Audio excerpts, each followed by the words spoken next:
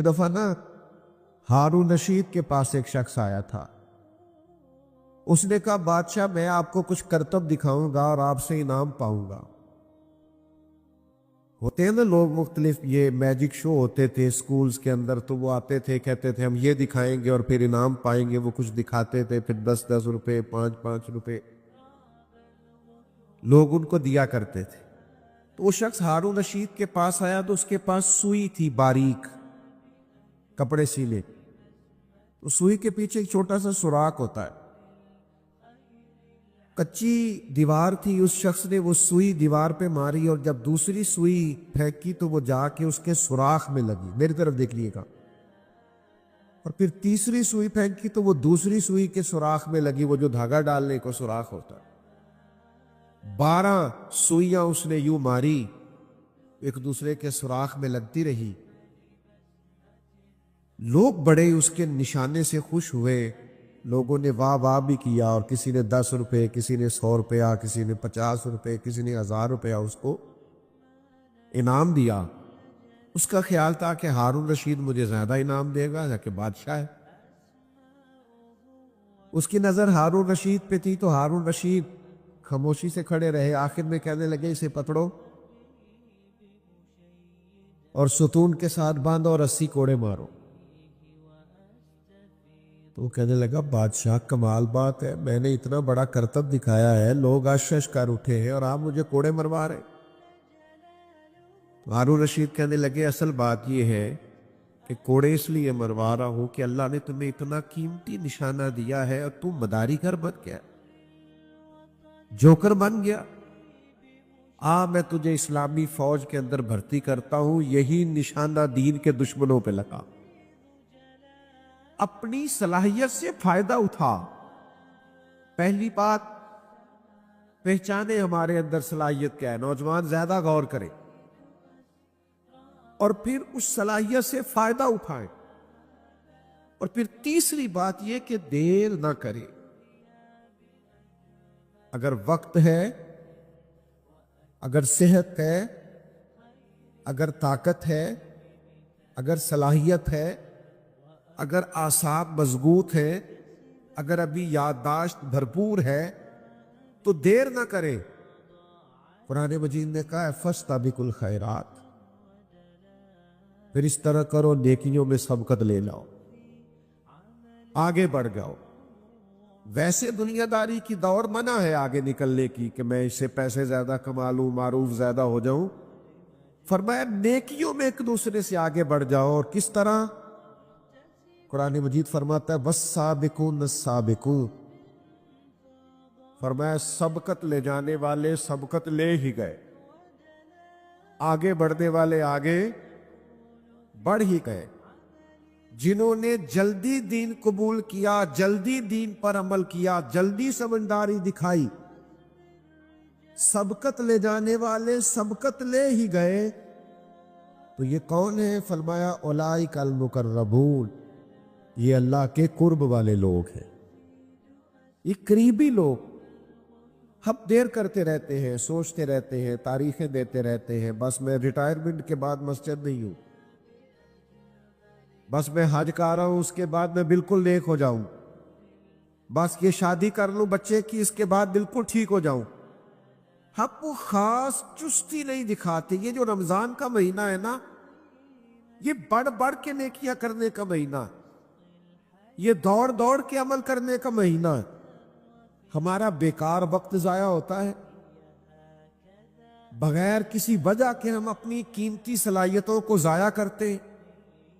ہمارا نفع بخش وجود ہوتا ہے، خوش گپیوں میں سارا ضائع ہو جاتا ہے. بیکار ویڈیوز موبائل پہ جن کا کوئی لینا دینا نہیں، 1 منٹ کا نفع نہیں.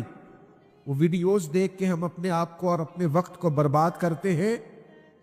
سبقت لے جائیں، آگے بڑھے، کوشش کریں کہ کوئی کام جو ہے وہ لیٹ نہ کرے.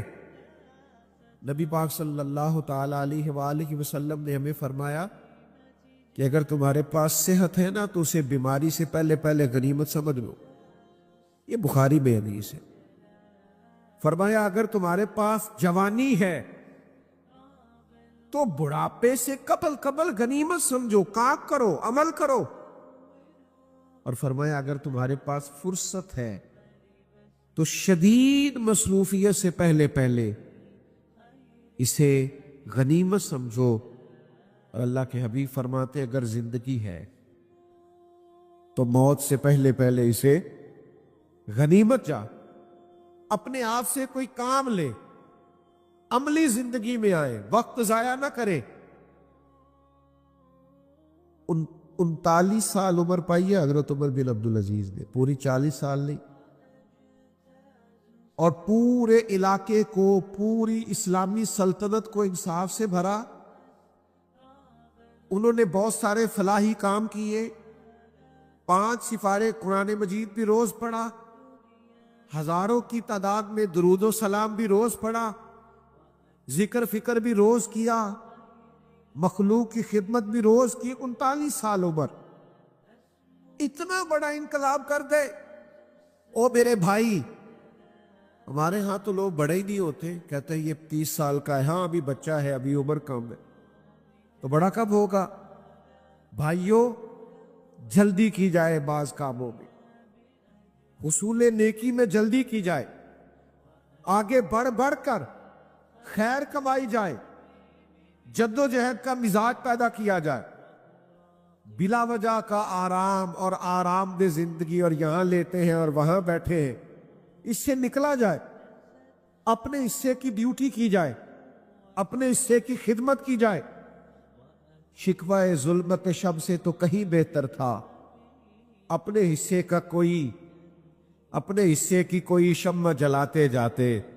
سارا دن بیٹھ کے شکوہ کرنا، فلاں کچھ نہیں کر رہا، فلاں کچھ نہیں کر رہا، تو بھائی چلو ہم کچھ کر لیتے ہیں، ہم آگے بڑھتے ہیں، کوئی کام کرتے ہیں، کچھ سبقت لے جائی جائے، کچھ دوڑے، کچھ آگے بڑھے، کچھ جد و جہد کرے، کچھ کام کرے، اپنے وجود کو نفع بخش بنائے۔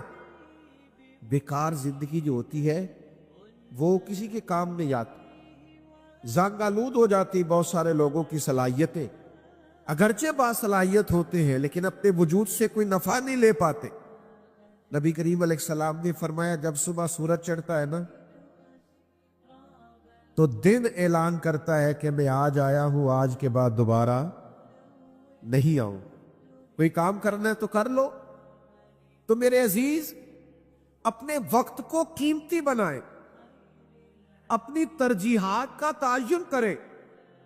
یہ جو لوگ کہتے ہیں نا میں بور بڑا ہوتا ہوں اور میرا دل نہیں لگتا اور پتہ نہیں مجھے کیا ہے اور بلا وجہ کی مجھے ٹینشن ہے اور اللہ جانے میرے دل میں خیالات کیوں آتے ہیں، دراصل زندگی کو با مقصد نہیں بنایا، دراصل کچھ مقاصد اور اہداف نہیں طے کیے۔ جب زندگی میں ہدف کوئی نہیں نہ ہوتا، مجھے بتائیے دولت کمانا کوئی ہدف ہے؟ یہ تو ضرورت ہے، کرے، ضرور کرے، لیکن یہ رستہ ہے، یہ منزل نہیں ہے۔ شہرت بھی کوئی ہدف نہیں ہے۔ بتائیے آپ نے اپنی شہرت سے کیا فائدہ لی؟ آپ بڑے اہداف طے کرے، بڑے۔ حضور علیہ الصلوۃ والسلام ایک سفر پر تشریف لے گئے تو کچھ دنوں کے بعد محبوب تشریف لائے، تو سفر جو ہوتا ہے یہ آج بڑا آسان ہو گیا ہے، آرام پہ ہو گیا ہے، انسان ہوائی جہاز کا سفر کرتا ہے اور دنوں کا سفر گھنٹوں میں طے کرتا ہے، بڑی آسانی اور آسودگی ہو گئی ہے۔ لیکن پھر بھی جب سفر کرنا ہوتا ہے تو ایک مشکل تو درپیش ہوتی ہے۔ لیکن آپ اس سفر کو دیکھیے جو گھوڑے پہ ہوتا تھا یا پیدل ہوتا تھا۔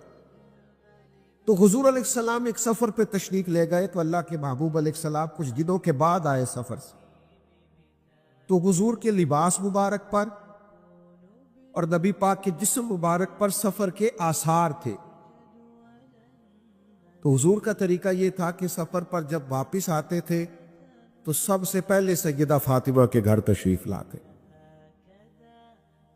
نبی کریم سیدہ پاک رضی اللہ تعالیٰ عنہ کے گھر آئے تو حضور کے چہرے پر وہ جو بظاہر نکاحت تھی اور آثار سفر تھے، ان کو دیکھ کر جناب سیدہ رضی اللہ تعالیٰ عنہ کچھ مغموم ہو گئی، پریشان ہو گئی، اور عرض کرنے لگی یا رسول اللہ صلی اللہ علیہ وسلم آپ کتنی مشقت اٹھاتے، آپ کتنی جدوجہد کرتے، کتنی بظاہر تھکاوٹ محسوس ہو رہی ہے.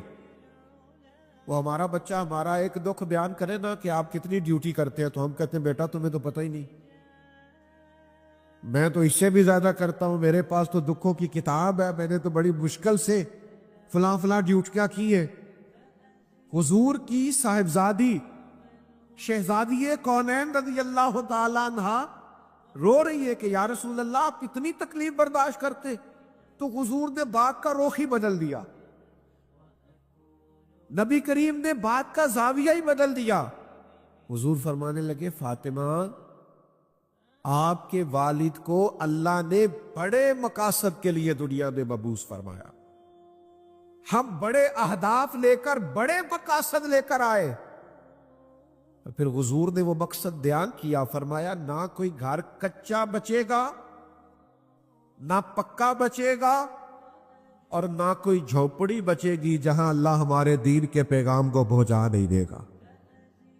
تو جب اتنے بڑے مقاصد ہو تو کچھ تھکاوٹ تو ہوگی، کچھ بظاہر تکالیف تو ہوگی، بلکہ اسی سے ملتی جلتی ایک روایت بخاری شریف میں اور بھی موجود ہے.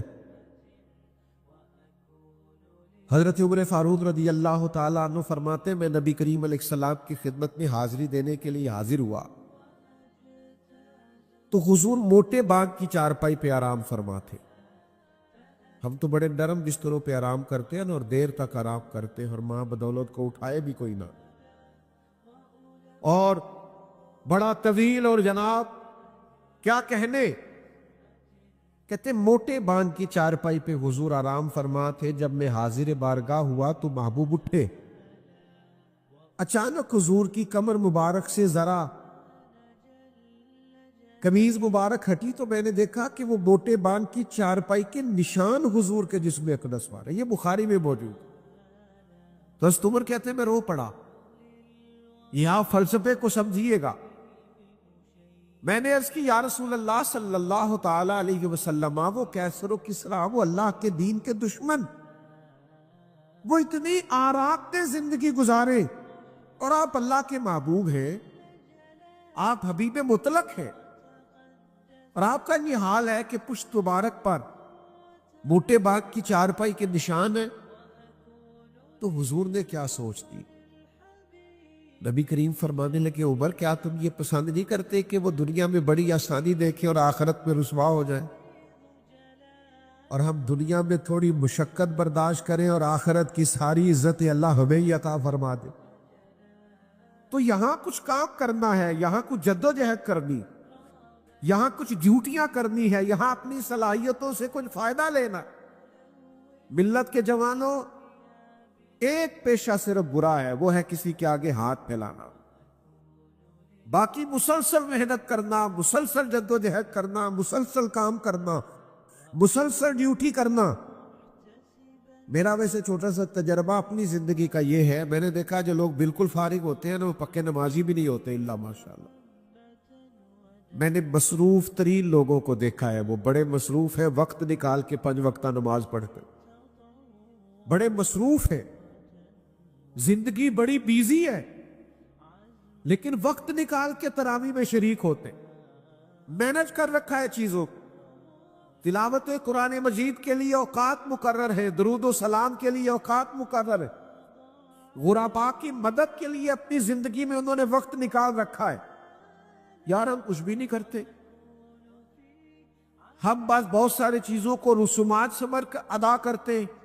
کتنا بڑا مجمع ہے، آپ کتنے سارے لوگ بیٹھے ہیں، اگر ہم سارے آج یہ طے کریں کہ ہم محنت کریں گے، جدوجہد کریں گے، نیکیوں میں سبقت لے جانے کی کوشش کریں گے، تو اتنے سارے ورکر اگر تیار ہو جائیں کام کرنے کو، خدمت کرنے کو، ڈیوٹی کرنے، کوئی مسجد کی ڈیوٹی کر رہا ہے، کوئی غرباء کی مدد کر رہا ہے، کوئی محلے میں کام کر رہا ہے، کوئی اپنے خاندان میں ڈیوٹی کر رہا ہے، وقت بچ گیا ہے تو اللہ کے گھر آئے ہیں، نوافل پڑھنے شروع کر لی. لیکن اپنے آپ کو بیکار نہیں کرے، ورنہ انزائٹی کہیں نہیں گئی، ڈپریشن تو کہیں نہیں گیا، پھر تو لوگ جو ہے وہ ذہنی تناؤ کا شکار تیزی سے ہو رہے ہیں. لیکن اگر آپ اپنی مثبت مصروفیات وقت پر شروع کریں گے، کمال ہو جائے گی، زندگی کام لگ جائے گی. لیکن دیر نہیں کرنی، ساری زندگی طے کرنے میں نہیں لگا دینی، ساری زندگی سوچنے سمجھنے میں نہیں لگا دینی۔ لوگ آئے ڈیوٹی کر کے چلے بھی گئے اور ہم طے کرتے پھر رہے۔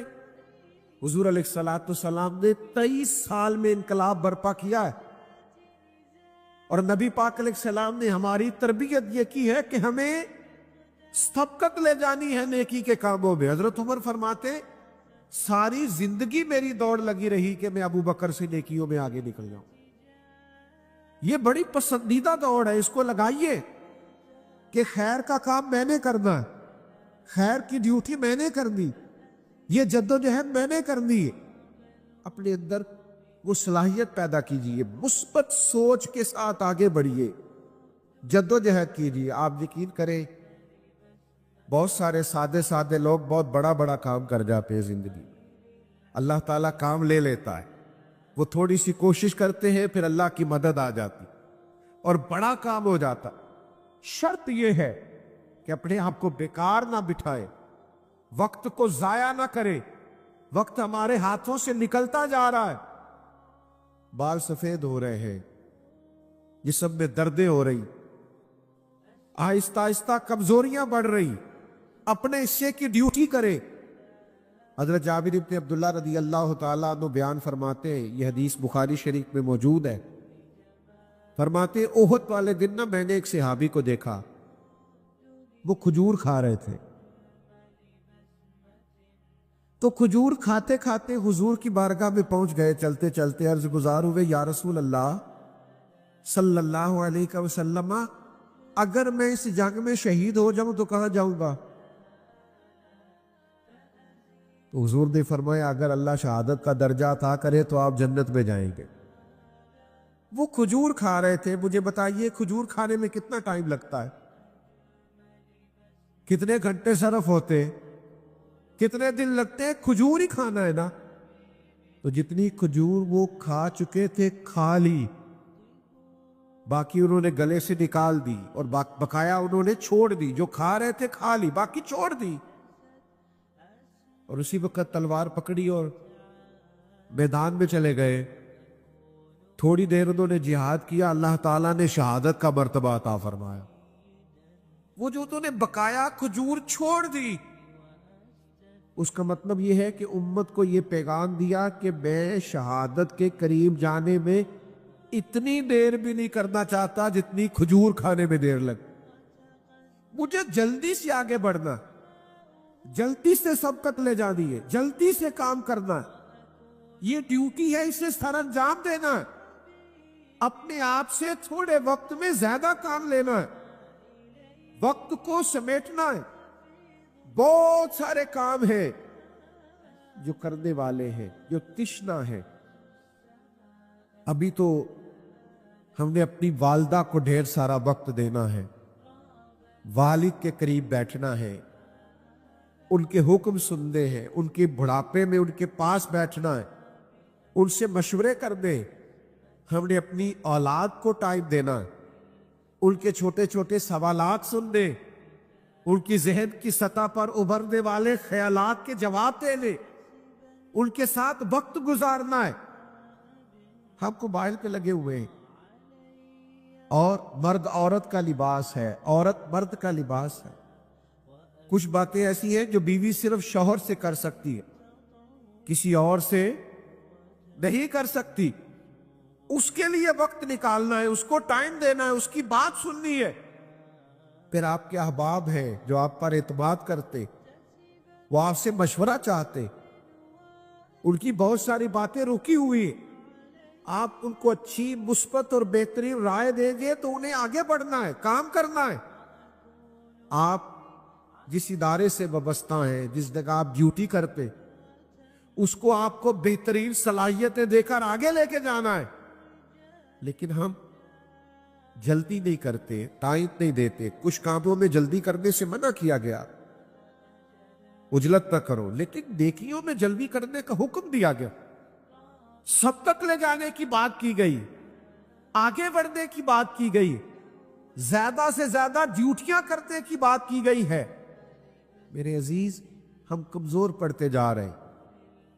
ہم دیکھتے ہیں کہ ہماری سوسائٹی میں تبصرے کرنے کا رواج بڑھ گیا، بس بیٹھو باتیں کرو، گفتگو کرو، فلاں کچھ نہیں کر رہا، فلاں یہ کر رہا ہے۔ او میرے بھائی، آپ کے پاس جو صلاحیت ہے آپ اس سے کام لیں، آپ ڈیوٹی کریں، آپ اپنے آپ کو تیار کریں۔ میں نے ایک دوست سے کہا، میں نے کہا کہ آپ اپنا قرآن مجید درست کریں، پہلے تو مخارج ٹھیک کریں، پھر اس کے بعد اس طرح کریں کہ آپ اس کے مفاہیم کو سیکھنا شروع کریں۔ تو مجھے کہنے لگے 40 42 45 سال عمر ہو گئی، اب تو زبان ہی موٹی ہو رہی ہے۔ تو میں نے پھر محبت سے ان سے پوچھا، میں نے کہا یہ موبائل تو آپ نے بڑی جلدی چلانا سیکھ لیا ہے، واٹس ایپ بھی آپ کو آ گیا ہے، اور فیس بک پہ تصویر لگانا اور جناب فلاں چیز اپلوڈ کرنا آ گئی ہے نا سب کو خیر سے، اور کیا کیا ہمیں چیزیں آ گئی ہے۔ یہ اب پہلے جاتے تھے نا ہم کبھی کسی دفتر میں، پٹوار خانے میں، بینک میں، کسی دفتر میں، تو بڑے بڑے رجسٹر رکھے ہوئے ہوتے تھے لوگوں نے، وہ جب اوپر سے اتارتے تھے تو گرد بھی اڑتی تھی۔ لیکن پھر کمپیوٹر آ گیا تو کیا لوگوں نے جواب دے دیا، انکار کر دیا کہ ہم سے نہیں سیکھا جاتا؟ لوگوں نے کورسز کیے 4 مہینے کے، 6 مہینے کے، کمپیوٹر سیکھا۔ او بھائی، اگر 50 60 ہزار کی نوکری بچانے کے لیے کمپیوٹر سیکھا جا سکتا ہے تو قبر حشر بچانے کے لیے قرآن مجید بھی سیکھا جا سکتا ہے۔ لیکن ہم نے توجہ نہیں کی، ہم نے اپنے آپ سے وہ نفع نہیں لیا، وہ سعادات نہیں حاصل کی۔ تو خیر جلدی سے بانٹے، آپ کوشش کریں کہ اپنی صلاحیت سے زیادہ کام لیں۔ نفل بھی پڑھنے ہیں، عبادت بھی کرنی ہے، قرآن مجید بھی پڑھنا ہے، دوسروں کے کام بھی آنا ہے، اپنے آپ کو پورے طور پر مزین کر لینا ہے۔ آپ یقین کریں، جو لوگ ہر وقت کام لگے رہتے ہیں نا، وہ بہت آگے نکل جاتے ہیں۔ ہمارے ایک بزرگ گزرے ہیں، شاید آپ نے بہار شریعت نامی کتاب کا نام سنا ہو۔ یہ صدر الشریعہ مولانا امجد علی صاحب اعظمی رحمۃ اللہ علیہ نے کتاب لکھی ہے۔ حضرت بہت بڑے استاد تھے اور بڑے علماء کے استاد تھے، بہت پڑھایا، اور لکھنے بیٹھے تو فقہ حنفی کا انسائکلوپیڈیا تیار کر دیا۔ اور پھر مزے کی بات یہ کہ اعلیٰ حضرت کی خدمت میں بیٹھتے، اعلیٰ حضرت کے سامنے وہ آیت پڑھتے، فاضل بریلوی ترجمہ لکھواتے، یہ کام بھی کرتے، عمر بھر پڑھاتے، کام کرتے، کتابیں چھپواتے، عمر گزار دی۔ ایک دن فاضل بریلوی فرمانے لگے، یہ مولانا امجد علی تو ایسے لگتا ہے جیسے کام کی مشین ہے، یہ تو کام ہی کرتے رہتے، ڈیوٹی کرتے رہتے۔ ہمارے بزرگ ہمیں کہا کرتے تھے، زمین کے اوپر کام، نیچے جا کے آرام۔ کام کرے، جد و جہد کرے، ہمت کرے، کوشش کرے، آگے بڑھے، اور آپ یقین کریں محنت کرنے والے کی محنت میرا رب ضائع نہیں فرماتا۔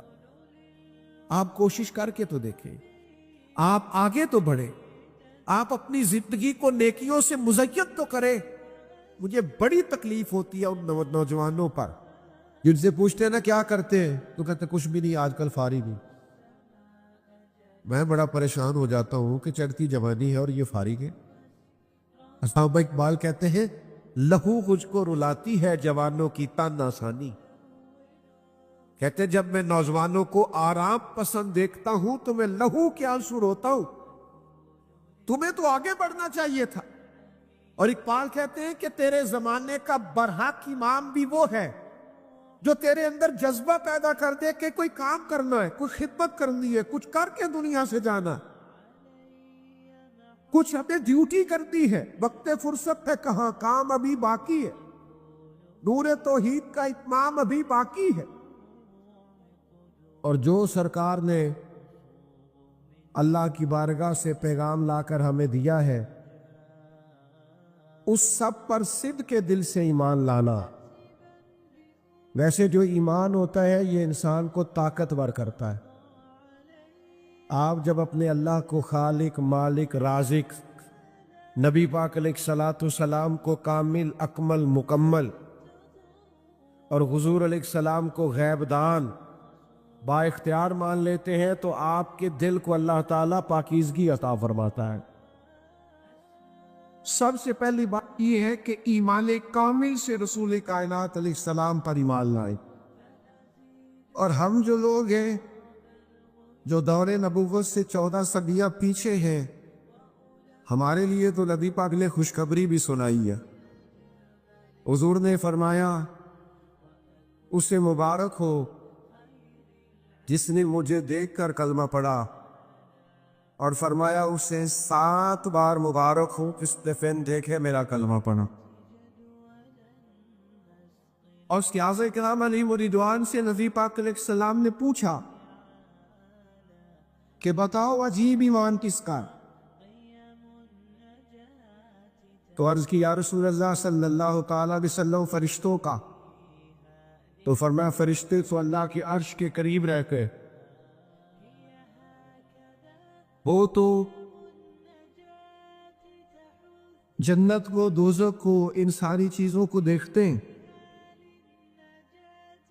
عرض کی یا رسول اللہ پھر ہمارا ایمان عجیب ہے۔ تو حضور فرمانے لگے تو انہیں وہ بڑے معجزات دیکھے ہیں، میرے بڑے کمالات دیکھے ہیں۔ تو پھر یا رسول اللہ پھر فرمائیے نا کس کا ایمان عجیب ہے؟ تو فرمایا ان کا عجیب ہے جو ہمارے بعد آئے ہیں۔ دیکھا نہیں ہوگا پر ایک جھلک پر گویا جان قربان کرنے کو تیار۔ ایمان کی مضبوطی، ایمان کی طاقت، اپنے دل کے اندر قوت یقین، قوت ایقان، سب سے پہلا ہاتھ نبی پاک علیہ السلام کا یہ۔ اور پھر اس کے فوراً بعد نبی پاک علیہ السلام کا دوسرا حق یہ ہے کہ کائنات کی ہر چیز سے بڑھ کر مدینے والے محبوب سے محبت کی جائے۔ حضور علیہ السلام نے فرمایا اگر تم چاہتے ہو نا تمہیں ایمان کا ذائقہ نصیب ہو تو 3 کام کرو۔ ایک تو فرمایا ہر چیز سے بڑھ کر اللہ رسول سے پیار کرو، ایک جس سے بھی پیار کرو اللہ رسول کے لیے کرو، اور تیسرا فرمایا اسلام قبول کرنے کے بعد کفر کی طرف جانا تمہیں اتنا ناپسند ہو جتنا آگ میں جانا ناپسند۔ تمہیں ایمان کا ذائقہ نصیب ہوگا اگر آپ محبت رسول میں مضبوط ہو جائیں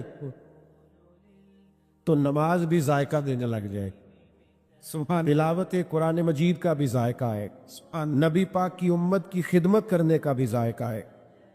آپ لوگوں کے دکھ درد میں جائیں گے، آپ کے دل کو اللہ تسلی عطا کرے۔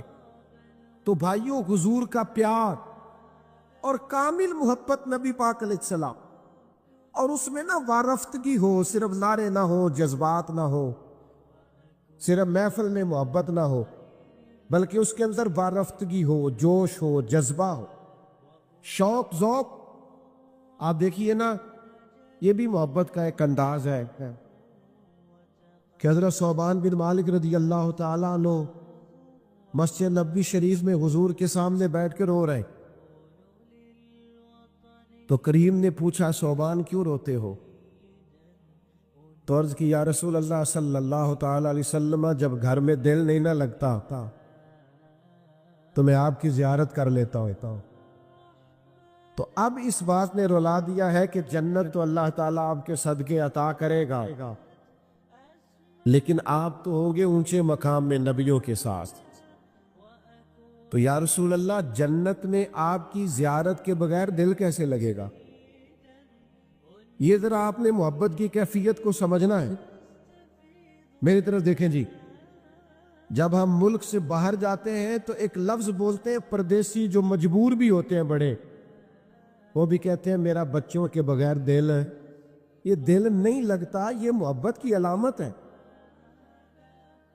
وہ بڑی مشکل سے گئے ہوتے ہیں پر دل نہیں لگتا، ماں کے بغیر، باپ کے بغیر، اولاد کے بغیر، بہن بھائی کے بغیر رہ نہیں سکتا، لوٹ آتے ہیں، دل نہیں لگتا۔ لوگ بڑی بڑی تکلیف سہتے ہیں پر کہتے ہیں چونکہ دل نہیں لگتا رہ نہیں سکتے۔ اور میرے بھائی صحابی بھی کہہ رہے ہیں دل نہیں لگتا پر یا رسول اللہ آپ کے بغیر نہیں لگتا۔ اور یہ قلبی کیفیت ہے، جب کوئی اداس ہو جاتا ہے تو سیانے سیانے لوگ ہم نے روتے دیکھے، لیکن شرط یہ ہے کہ قلب پر، دل پر وارد ہو یہ چیز یا رسول اللہ دل نہیں لگے گا تو کیا کریں گے؟ تو اللہ تعالیٰ نے قرآن مجید نازل کر دیا، فرمایا جو رب رسول کی اطاعت کریں گے نا انہیں اللہ تعالیٰ نبیوں، صدیقوں، شہیدوں اور صالحین کے ساتھ ہی جگہ عطا فرما دے گا۔ سبحان اللہ، نبی پاک سے کامل محبت کرے، رات کو اکیلے میں بیٹھ کے نعت سنا کرے، تنہائی میں آپ اپنے موبائل پر نعت لگائیں، آپ اکیلے ہو اور جب آپ یہ نعت سنیں گے نا بار بار، بڑی امید ہے سرکار قدموں میں بلائیں گے۔ کرم کی جب نظر ہوگی مدینے ہم بھی جائیں گے، اور اگر جانا مدینے میں ہوا ہم غم کے ماروں کا تو مکینے گنبد خضرا کو حال دل سنائیں گے۔ اگر آپ تنہائی میں یہ نعت پڑھیں گے تو انشاءاللہ خواب میں بھی مدینہ نظر آئے گا، کیونکہ جو کام بندہ کرتے ہوئے سوتا ہے وہی خواب میں نظر آتا ہے۔ تو نبی پاک سے جب کامل پیار کرو گے